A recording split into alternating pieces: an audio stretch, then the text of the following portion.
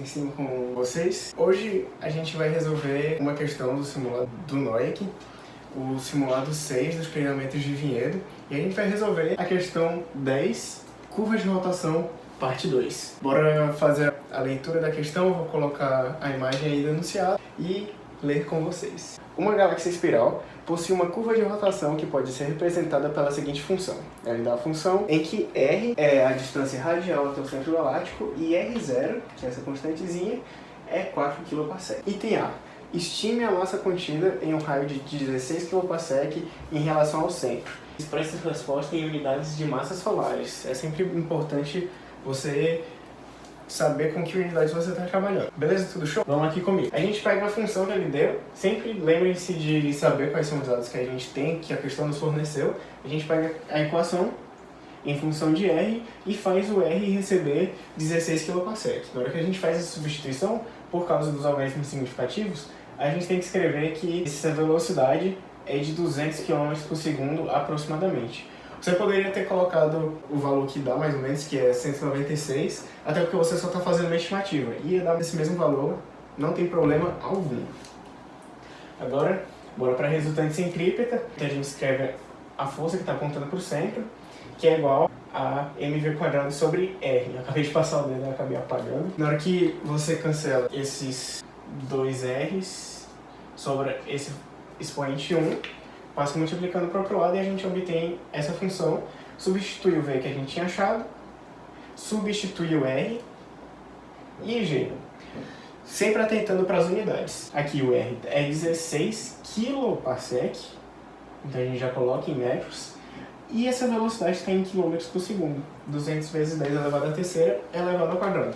Com isso, dividindo pela massa do Sol, que é 1,99 vezes 10 elevado à quinta, a gente obtém 10 elevado a 11 como sendo a massa contida nesse raio de 16 kPa. Beleza? Então, bora lá pro item B. Mostra que para distâncias radiais pequenas, ou seja, R muito menor que R0, a frequência angular ômega é aproximadamente constante. Bora aqui então voltar para o quadro.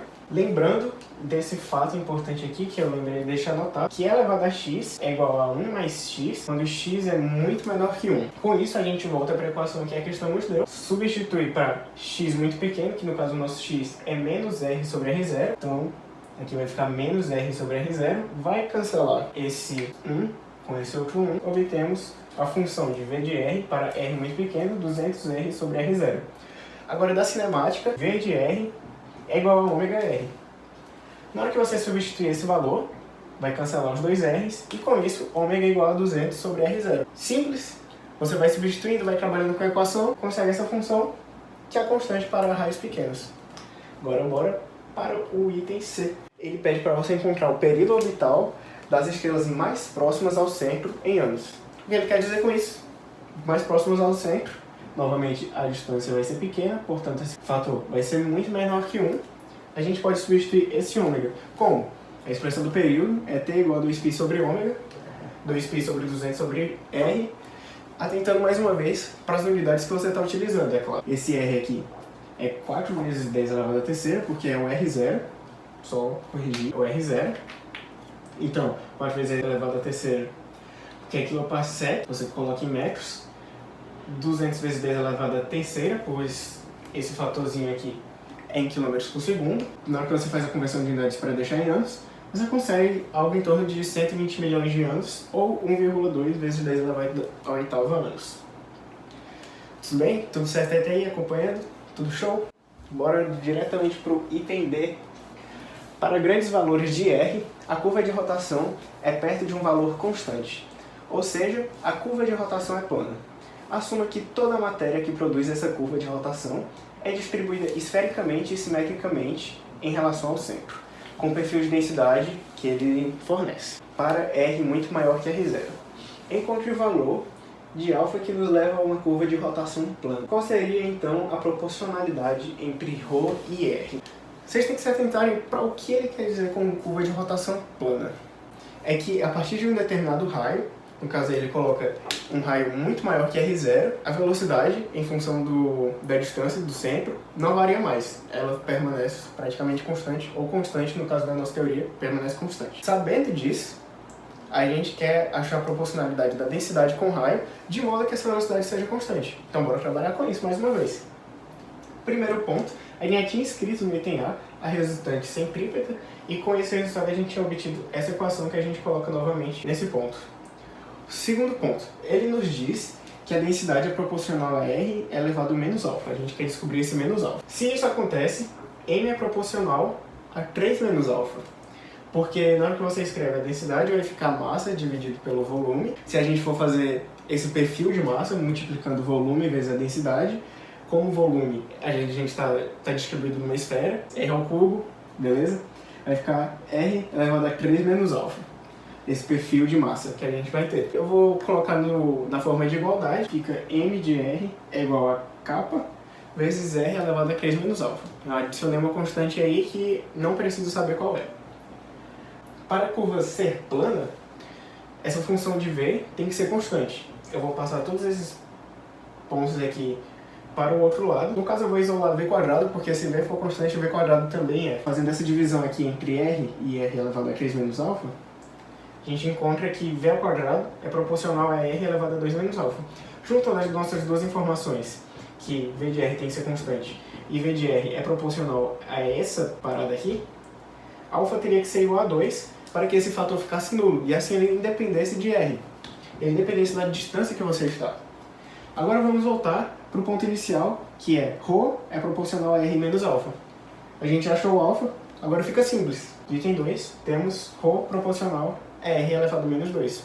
Sem muita dificuldade, é muito mais você atentar às unidades que você está utilizando e entender o conceito de curva de rotação. Eu acho que é realmente importante que você saiba o que significa isso, mais ou menos os estudos que envolvem isso, e saiba que nas Olimpíadas, quando cair uma questão, no caso, sempre vai ser uma abordagem diferente, uma teoria diferente, assim, é mais ou menos o que se espera. Não, quando cair uma questão, ele vai falar, olha, seguindo essa teoria aqui, a gente descobre por proporcionalidade tal, a gente quer que você descubra qual vai ser esse fator para a curva ser constante. E o que seria isso representado graficamente? Vamos ver agora. Ok, fazendo um breve comentário sobre a curva de rotação, então, basicamente você pegar o gráfico da velocidade em função da distância até o centro. Como assim? Vamos imaginar que tem um pontinho dentro do bulbo galáctico que está orbitando o centro a uma distância r. Como é que eu posso escrever a velocidade dela? Pela resultante centrípeta, que a gente tinha feito um probleminha, ele escreve a resultante centrípeta igual à força gravitacional que ele está já sentindo. Porém, essa massa aqui é a massa interna desse raio.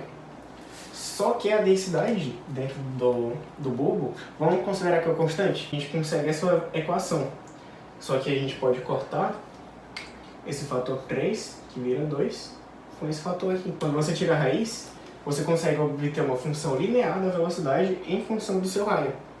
Portanto, enquanto você estiver no bulbo, que é onde tem a maior concentração de estrelas e de matéria, a sua velocidade vai ser praticamente constante como função do raio. Porém, vai chegar a um certo ponto que aproximadamente toda a massa vai estar contida dentro de um raio. Quando você passa dele, você vai ter um raio limite. Quando você passa desse raio, você começa a observar um perfil, isso é experimental, você começa a observar que todas as outras estrelas têm mais ou menos a mesma velocidade, que eu vou chamar de velocidade limite.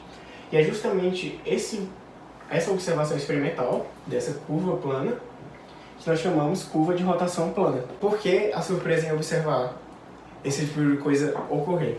Porque quando você já está fora de onde está a maior concentração de massa, esse perfil de massa aqui não varia com a distância. Ele vai continuar praticamente constante. Portanto, essa função vai ter que decair com 1 sobre R. Vai ter que decair com 1 sobre R. Supostamente a curva teria que ser nesse perfil.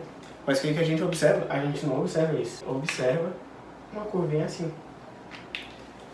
É isso. Espero que vocês tenham gostado do vídeo, espero que tenham gostado da resolução da questão e até a próxima.